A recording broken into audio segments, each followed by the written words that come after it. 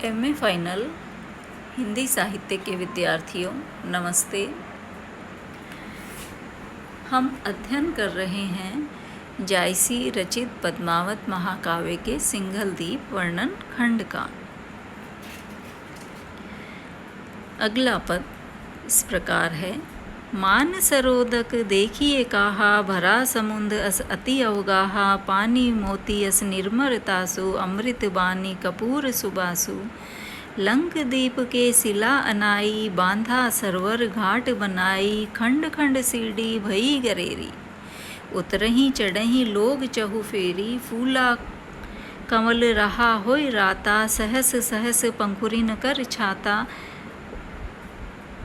उथलही सीप मोती उतराही, चुगही हंस ओ केली कराही, कनक पंखी पैरही अति लोने, जानहु चित्र संवारे सोने, ऊपर पाई चहु दिसी, अमृत फर सब रूप, देखी रूप सरवर कर गई पियास हो हू।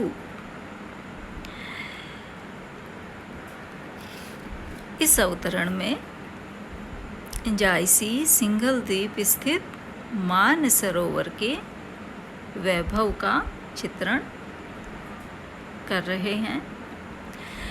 अवतरण के कठिन शब्दार्थ जान लेते हैं। मानसरोदक यानी मानसरोवर तालाब, अवगा यानी अथाह, इसकी थाह न पा सके, निर्भर यानी निर्मल, अमृत यानी अमृत की, अनाई यानी मंगाई, गरेरी का अर्थ है घुमावदार या चक्करदार, राता यानी लाल, छाता यानी छत्ता, उलथही यानी उलटना, लोने यानी सुंदर, पाल यानी किनारा।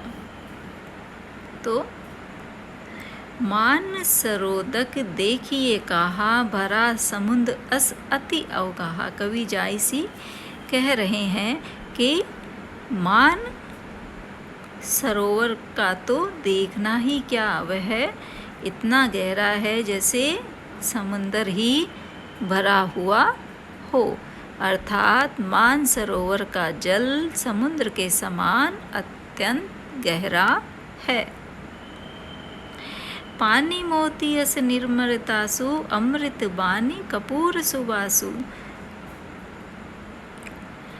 उसका पानी मोती के समान निर्मल है, मोती जैसा स्वच्छ है।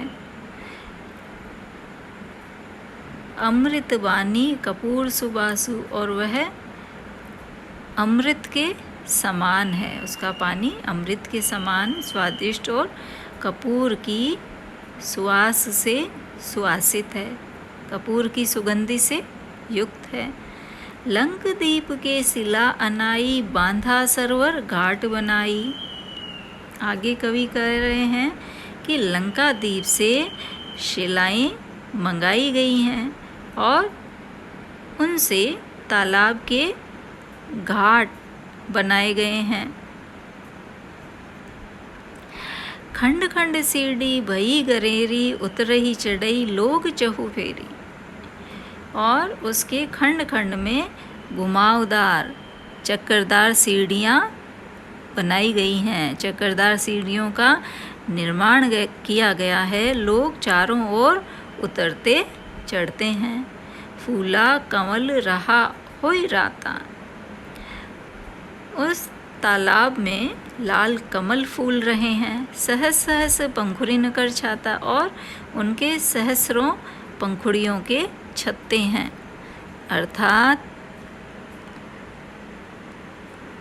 वहाँ जो लाल रंग के फूले हुए कमल लगे हुए हैं उनके हजारों पंखुड़ियों के छाते हैं। उलथई सीप मोती उतराही, चुगई हंस ओ केली कराही। सीपियों के उलट जाने से तालाब में मोती बिखर रहे हैं, वो तैरने लगते हैं। चुगई हंस, उन्हें हंस चुगते हैं और क्रीड़ा करते हैं। कनक पंख पैरही अति लोने, जानहु चित्र संवारे सोने। वे अपने सुनहरे पंखों से तालाब में तैरते हुए अत्यंत मोहक लगते हैं। जानहु चित्र संवारे सोने, ऐसा लगता है मानो सोने के चित्रों से ही वो सुशोभित हों, सुनहले चित्रों की भांति वो शोभायमान लगते हैं। ऊपर पाई चहु दिसी अमृत फर सब रूख, देखी रूप सरवर क गई प्यास ओ भूख। आगे कवि कह रहे हैं कि तालाब के ऊपर की ओर चारों ओर ऊंचे किनारे हैं और उन पर अमृत के फलों से युक्त रूख अर्थात वृक्ष हैं। देखी रूप सरवर कर, ऐसे तालाब के रूप को देख करके गई प्यास और भूख अर्थात प्यास और भूख मिट जाती है। उस सरोवर की सुंदरता को देख करके न तो प्यास लगती है और न ही भूख लगती है। तो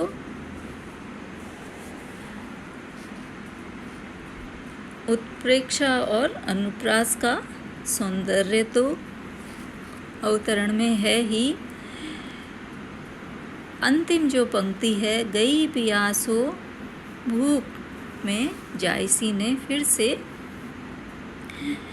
अध्यात्म की ओर संकेत किया है कि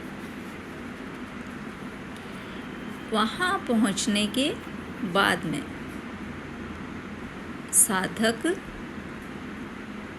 जब साधना में एकाग्र हो जाता है तो उसे कोई और इच्छा नहीं होती।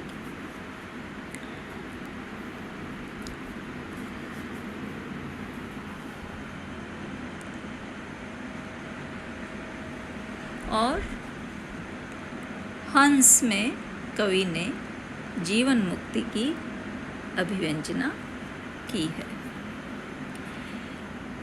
इस प्रकार कवि ने इस अवतरण में सर्वत्र आध्यात्मिक संकेत किया है, साथ ही रहस्यात्मकता भी